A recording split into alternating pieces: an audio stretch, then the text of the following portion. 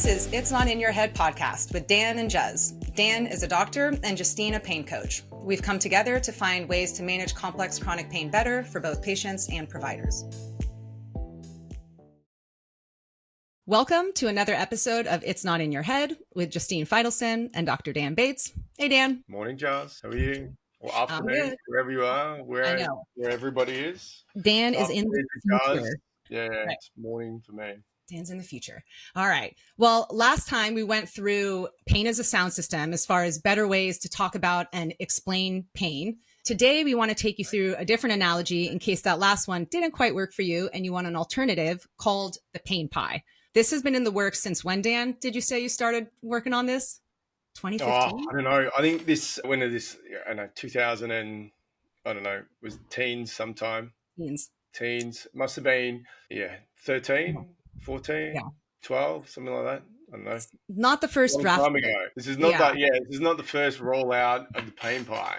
Although it's second rollout of the new and improved version. Yeah, no, we are debuting the new and improved pain pie. I think, we can put it that way for sure, where we've essentially put together a lot of the cause, contributor, what are the different buckets, as you would explain them, Dan? Amplifiers. You've got cause and contributing factors. We'll add in comorbid factors for that going forward. You've then got different components of pain, which is your body part pain, nerve pain, and then nociplastic pain, which is being driven by central sensitization. And so where the pain pie started, it was when you're just starting and just learning. You're like, in Australia we call them registrars, in the US they're residents. Like, I'm a sports physician, so we learn how to do our thing out in the general public. We're not a hospital based specialty. And so when you're learning, like, you've got time, you're not booked out. And so what you're seeing the things that come through the door, which is generally who injure themselves playing footy on the weekend. And so you're very much looking at short-term acute pain that has been... It's like an appropriate injury response. Yeah, it's an injury response. And you can do a scan if something's busted. That's probably what the cause is. So that's very nociceptive pain. So body part pain is nociceptive. And so over time, though, you start seeing more complicated patients which will start coming in with nerve pain. So then that's neuropathic pain. And then over time, what ends up happening is you start seeing people that have more prolonged pain. And so for me, with what's happened over my career, I start by seeing kids because they're the ones that hurt themselves on the weekend and come in and see you with their sporting injuries. And then you start to see their mums and dads because if you do a decent job, they come and see you and they go, my knee's sore. Or, and in that setting, most people will present with early onset osteoarthritis. So the earliest exposure I had to prolonged pain or chronic pain conditions is osteoarthritis. And what I found is that people started to present with a certain set of presentations. And so this is where the pain pie started to come from. And what people were coming to me for is that most people were young. So they're 45, 50s. They've got knee pain. They do not want a knee replacement. Like, they're like, okay, I don't want a knee replacement. I'm 45. What else? And you know what?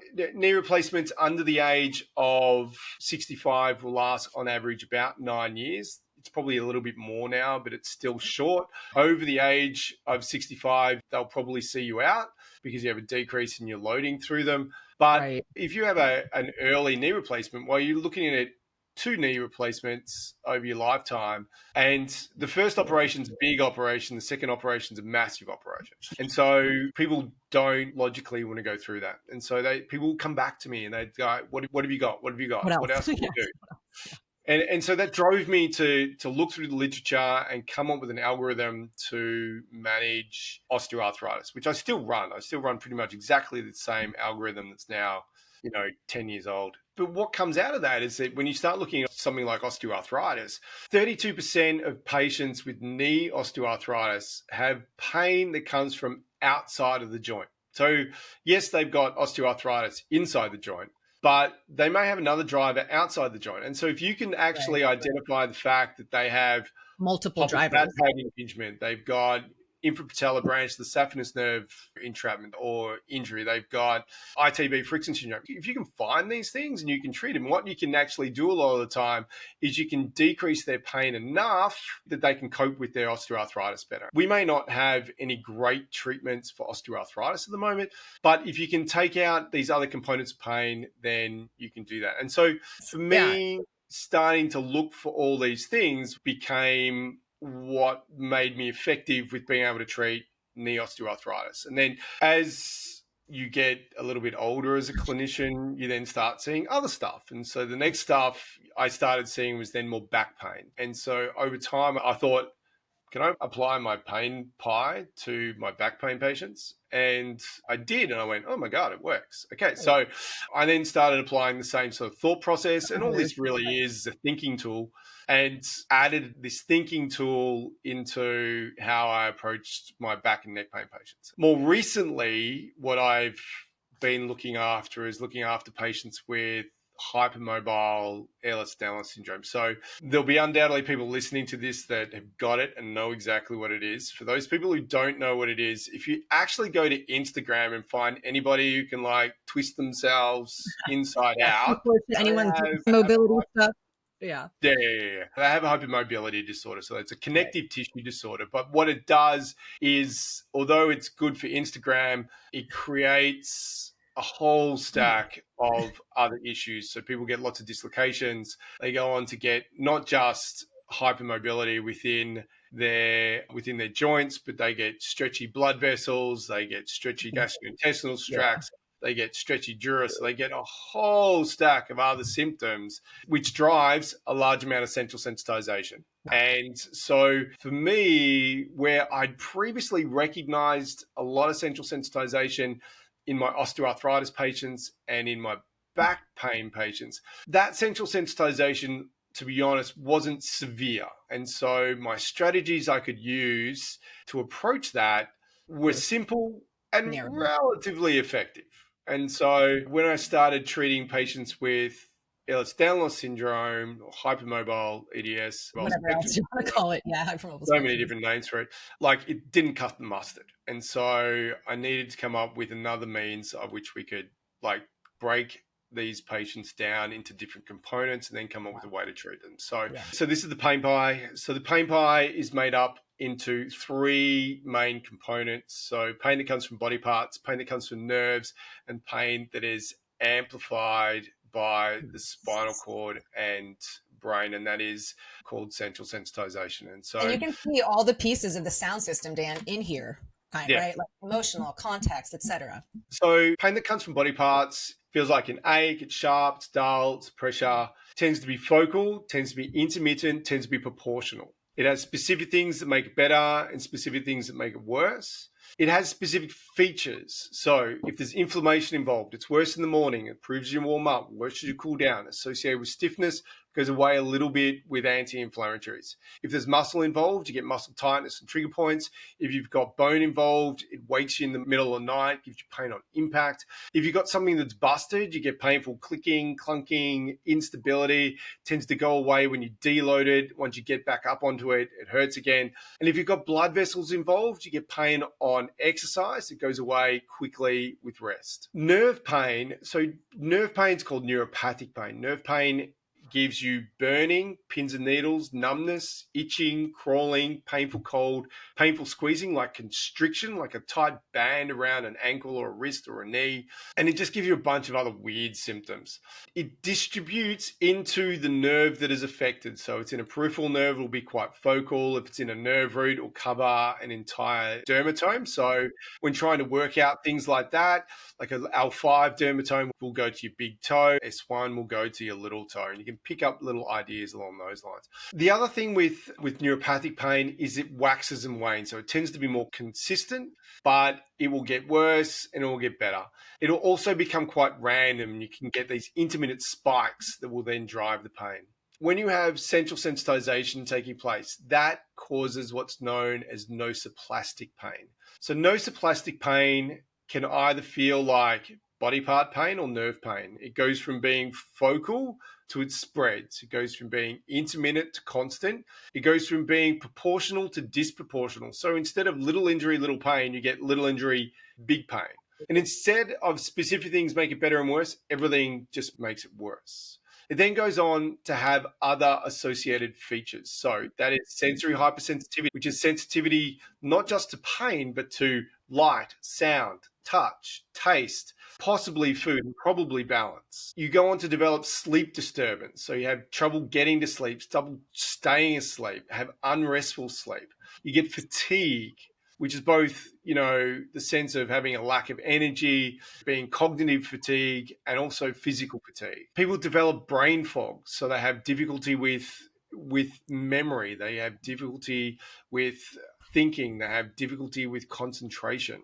They get mood disturbance. So surprisingly, everyone gets irritable. As it gets worse, they develop anxiety and depression. And the last piece they get is they get autonomic dysfunction. So they get dysautonomia. And that's when the parts of the nervous system that regulates your heart, your lungs, your kidney, your liver, your gastrointestinal tract, that's when that becomes dysfunctional. And so people then start to get a range of strange symptoms. So they get lightheaded and dizzy when they stand up for prolonged periods of time. They get gastrointestinal symptoms. So that includes they get bloating, nausea, abdominal pain, constipation, diarrhea. They also get bladder symptoms. So they feel like they need to go to the toilet all the time. They need to go urgently. I've got to go now.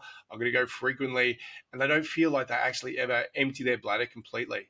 They tend to sweat a lot, so you get what's known as hyperhidrosis. And some people, when your eyes are involved, you get blurry vision because you get this imbalance between the different components of the sympathetic and parasympathetic nervous system that control much of your eye function. Nice. And so that's the pain pie. And the pain pie is simply a thinking tool for, well, it's been for me and now for everybody else, like the tool to be able to sit there and go, okay, is this patient experiencing this? And so by breaking it down, you can break it down into what are my options to treat this pain. I might not be able to find the cause of it, but I can break it down into its features and I can then manage each one of those features. And that's the way we use the pain pie. The next couple of episodes essentially break it down further, actually. So it breaks down each one of these components of pain and explains how we use them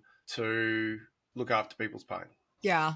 And you can imagine how the older somebody gets and the more complex someone's pathology or disease state, the more of these pieces they're going to possibly accumulate and have. And that too is where, even if you can't affect the cause or you can't find it, what can you affect? What pieces can you impact? What are their, outsourced options for? And then what, again, do you as the patient have to look at how you impact? Because Dan can do everything in the world under cause contributing factor, right? But if these other amplifiers are not taken care of, it makes his job really hard.